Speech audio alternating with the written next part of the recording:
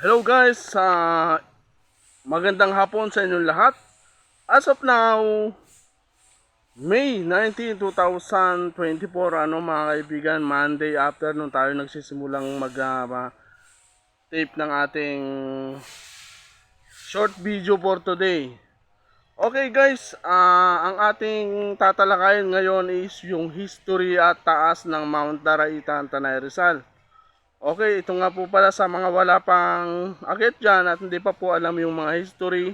So, i-orient ko kayo mga kaibigan regarding doon sa Mount Daraitan, Heart Peak, Tinipak River Rock Formation, Pero kung ikaw ay bago pa lang sa aking channel, sa YouTube channel, please subscribe and share the videos mga kaibigan para aware din po yung iba na ating mga guest na gustong pumunta ng Mount Daraitan. So ako nga pala si Kuya Jun Malubay, Mount Daraitan Tour Organizer.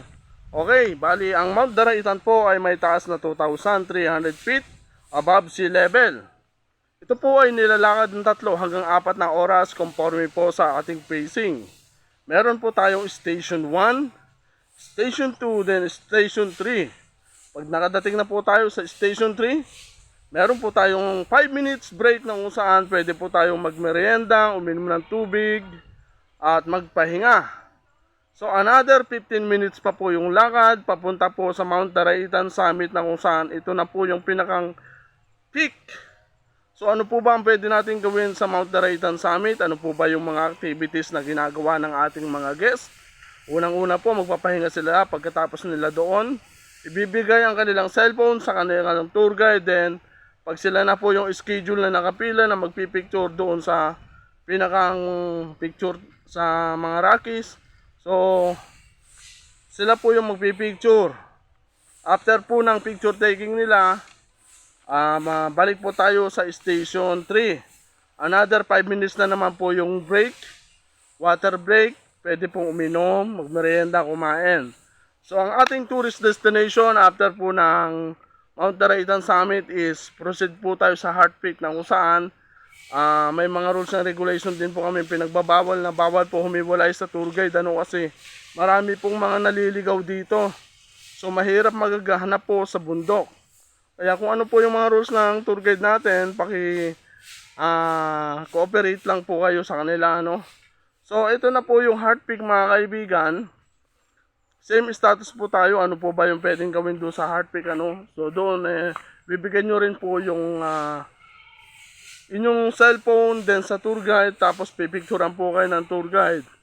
Pagtapos na po yung activities doon, back trail po tayo mga kaibigan. Huwag kayong dadaan sa traverse sapagkat napakalayo at kayo po ay masyadong mahihirapan.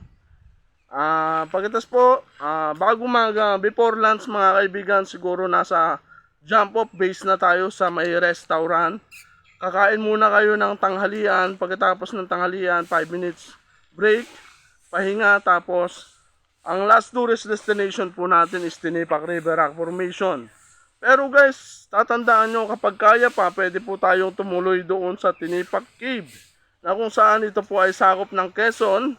At meron din po dong binabayaran na 50 pesos per head po kada isang tao kasi ito po yung pinakang political boundary ng Rizal at General ng Quezon. So ano po ba yung pwede natin gawin sa Tinipak Cave? Ang pwede po natin gawin doon is picture taking sa mga rock formation, tapos Tinipak River, meron din po doon, swimming kayo. Then if ever gusto nyo pong pumasok sa cave, much better po dahil makaka-experience kayo ng sariwang tubig na kung saan ito po ay isang bukal talaga. Tapos, ang tatapakan nyo doon is puro buhangin para po siyang swimming pool at ang lalim po ng tubig sobrang lamig. Sure na magre-relax kayo, So, pagkatapos mo ng activities sa Tinipak River, balik po tayo sa jump off base. Doon po sa jump off base, nandun po yung mga parking natin, mga sasakyan. May shower area po doon. Doon kayo magbabanlaw. Pagkatapos ng shower area, konting merienda, then back to Manila na tayo mga kaibigan. So hindi ko na po masyado hahabaan ng ating video for today. So sa mga hindi pa nakasubscribe sa ating YouTube channel, Huwag kalimutang mag-subscribe mga kaibigan para updated po kayo sa ating mga susunod na video.